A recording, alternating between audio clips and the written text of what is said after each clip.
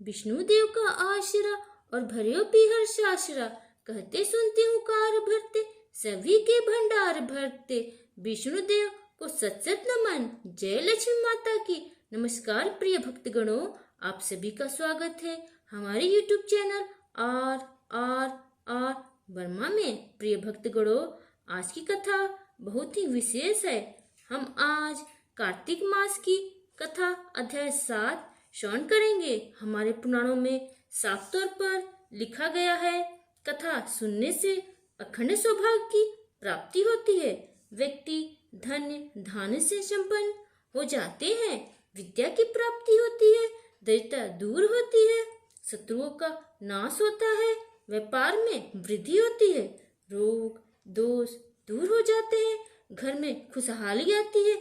ऐसे में कथा सुनी जाए, कही जाए तो महाफलदायी होती है।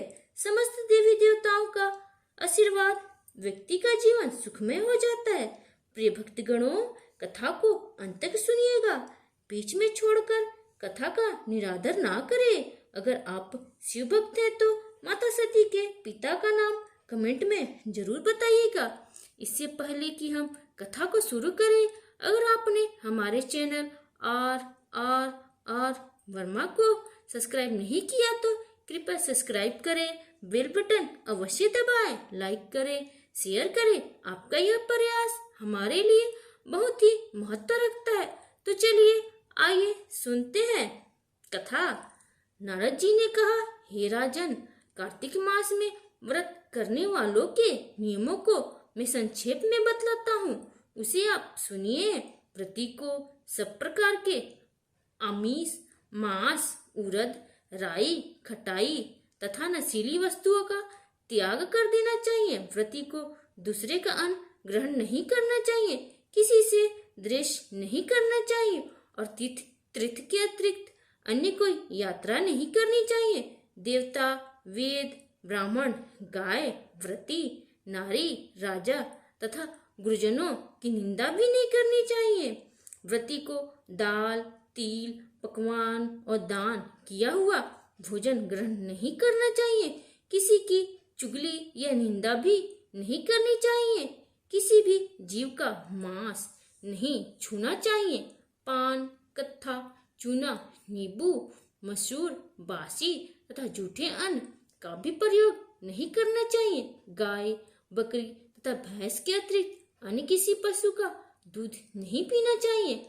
कांस्य के पात्र में रखा हुआ पंचगव्य बहुत छोटे घड़े का पानी तथा केवल अपने लिए ही पका हुआ अन्न प्रयोग करना चाहिए।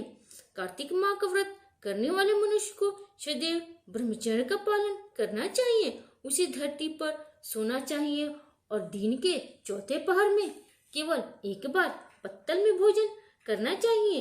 व्रती कार्तिक माह में केवल नरक चतुर्दशी, जिसे छोटी दिवाली भी कहा जाता है, के दिन ही शरीर में तेल लगा सकते हैं। कार्तिक माह में व्रत करने वाले मनुष्य को सिंघाड़ा, प्याज, मट्ठा, गाजर, मूली, काशीफल, लौकी, तरबूज इन वस्तुओं का प्रयोग बिल्कुल नहीं करना चाहिए। रजस्वला, चंडाल, पापी, मलेच्छ, पतित, व्रतहीन, ब्रह्म द्रोही और नास्तिकों से बातचीत नहीं करनी चाहिए। भगवान विष्णु को प्रसन्न करने के लिए अपनी शक्ति के अनुसार चंद्रयान आदि का व्रत करना चाहिए और उपयुक्त नियमों का पालन करना चाहिए। व्रती को प्रतिपदा को कुम्हड़ा, तृतीया को कटहल, तृतीया को तरुणी, स्त्री चतुर्थी को मूली, पंचमी को बेल, षष्ठी को तरबूज, सप्तमी को आंवला, अष्टमी को नारियल, नवमी को मूली, दशमी को लौकी, एकादशी को परवल, द्वादशी को बेर, त्रयोदशी को मट्ठा, चतुर्दशी को गाजर तथा पूर्णिमा को साग का प्रयोग नहीं करना चाहिए। रविवार को आंवला का प्रयोग नहीं करना चाहिए।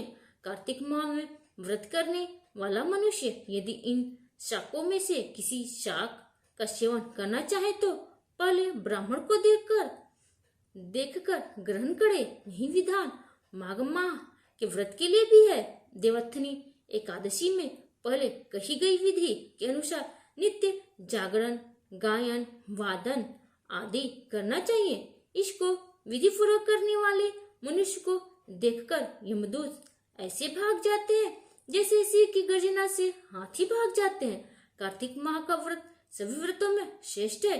इसके अतिरिक्त जितने भी व्रत यज्ञ है वह 1000 की संख्या में किए जाने पर भी इसकी तुलना नहीं कर सकते, क्योंकि यज्ञ करने वाले मनुष्य को सीधा वैकुंठ की प्राप्ति होती है। जिस प्रकार राजा की रक्षा उसके अंगरक्षक करते हैं, उसी प्रकार कार्तिक माह का व्रत करने वाले की रक्षा भगवान विष्णु की आज्ञा से इंद्र आदि देवता करते हैं। व्रती मनुष्य जहाँ कहीं भी रहता है वहीं पर उसकी पूजा होती है, उसका यश फैलता है।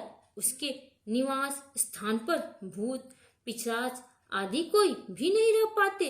विधि पूर्वक कार्तिक माह का व्रत करने वाले मनुष्य के पुण्यों का वर्णन करने में ब्रह्मा जी भी असमर्थ है। यह व्रत सभी पापों को नष्ट करने वाला, पुत्र पौत्र प्रदान करने वाला और धन्य धान की वृद्धि करने वाला है।